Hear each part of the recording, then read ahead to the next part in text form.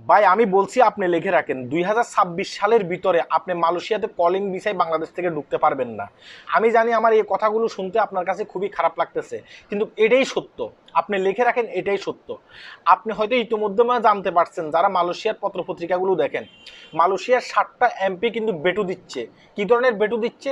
তারা বলতেছে যে মালয়েশিয়ান যে গভর্নমেন্ট একটা তুরাক পদ্ধতি চালু করতে যাচ্ছে, সেই এটার ভিতরে কিন্তু ভেজাল আছে, তারা এটা বলতে চাচ্ছে। মানে বিস্তারিত পত্রিকা দেখলে আপনারা বুঝতে পারবেন, এটা হচ্ছে মালয়েশিয়ান পত্রিকা। আমি আপনাদেরকে সহজ ভাষায় বুঝিয়ে বলতেছি, যারা যারা আপনারা বাংলাদেশে আছেন আপনারা হয়তো এই সহজ ভাষাটা বুঝতে পারবেন, মানে কঠিন ভাষাটা বুঝতে পারবেন না। মালয়েশিয়ান গভর্নমেন্ট একটা অ্যাপস চালু করছে আর কি। তারা বলতেছে যে আগে তো বিভিন্ন দালাল পালালদের মাধ্যমে মালয়েশিয়াতে লোক ঢুকতো, যেখানে 1 লক্ষ টাকা লাগতো সেখানে তারা 5 লক্ষ টাকা দিয়ে মালয়েশিয়াতে ঢুকতো। এখন আমরা একটা অ্যাপ চালু করতে যাচ্ছি, যেখানে সরাসরি আমরা ওই যে শ্রমিকদের সাথে কথা বলতে পারবো, যারা মালয়েশিয়াতে আসতে আগ্রহী তাদের সাথে কথা বলতে পারবো, তাদের সাথে কথা বলে তাদেরকে সরাসরি আমরা মালয়েশিয়াতে নিয়ে আসতে পারবো কম টাকার মাধ্যমে। তারা এই ধরনের একটা অ্যাপ চালু করতে চাচ্ছে, মানে এক ধরনের অ্যাপ চালু করছে। এখন মালয়েশিয়ার যে 7টা এমপি আছে, 7টা এমপি বলতেছে যে এই যে অ্যাপসটা যে চালু করছে ভালো কথা, কিন্তু দুর্ভাগ্যের বিষয় হচ্ছে এই যে অ্যাপসটা যাদের কাছে দিচ্ছে তারা আগে থেকে কিন্তু দুর্নীতিগ্রস্ত। কথা কি বুঝতে পারছেন?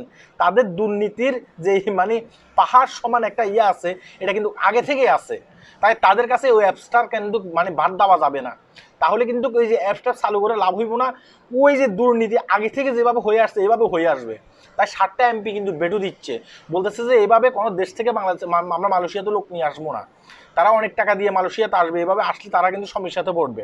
এই কারণে আমি বলতেছি যে এই যে 2026 সাল চলতেছে, 2026 সালের ভিতরে আপনি মালয়েশিয়াতে আসতে পারবেন না। এখানে কিন্তু অনেক সমস্যা দেখা দিছে। গতকালকে দেখলাম যে একটা ভিডিওর ভিতরে একজন বাংলাদেশ থেকে সে 5 থেকে 7টা পাসপোর্ট হাতে নিয়ে ভিডিও করছে।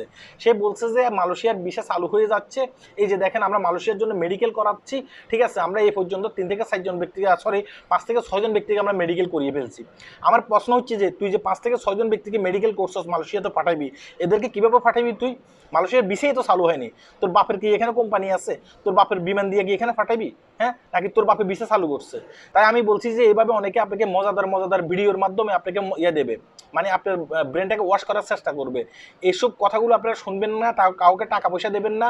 আগে সচ্ছল খবরগুলো জানবেন, জানার পরে মালয়েশিয়াতে আসার চেষ্টা করবেন। আপনি এই ভিডিও দেখে তাকে টাকা পয়সা জমা দিয়ে ফেলবেন, পরবর্তীতে আপনি বিপদে পড়ে যাবেন। সে কিন্তু আপনার 1 টাকাও ফেরত দেবে না। সে বলবে যে মালয়েশিয়ার ভিসা চালু নাই, তাতে কি হয়েছে? আপনি মালয়েশিয়াতে ট্যুরিস্টের মাধ্যমে ঢুকেন। এখন আপনি যদি মালয়েশিয়াতে ওর কথা শুনে ট্যুরিস্টের মাধ্যমে ঢুকেন, তাহলে কিন্তু আপনি গ্রেপ্তার হয়ে যেতে পারেন। ঠিক আছে? তাই বলতেছি যে যখনই মালয়েশিয়ার ভিসা চালু হয় তখনই আপনি বৈধভাবে কলিংয়ের মাধ্যমে মালয়েশিয়াতে আসার চেষ্টা করবেন। আপনি ওদের কথা শুনে মানে টাকা পয়সা ওদেরকে জমা দেবেন না। পরবর্তীতে দেখা গেছে কি, তারা আপনাকে ঠেলে ঠেলে কলিংয়ের মাধ্যমে মালয়েশিয়াতে ফাটাবে। ফাটাইলে আপনি এখানেই বিপদে পড়ে যাবেন। আগে থেকেই বলতেছি, আগে থেকে সাবধানে থাকবেন। আল্লাহ হাফেজ।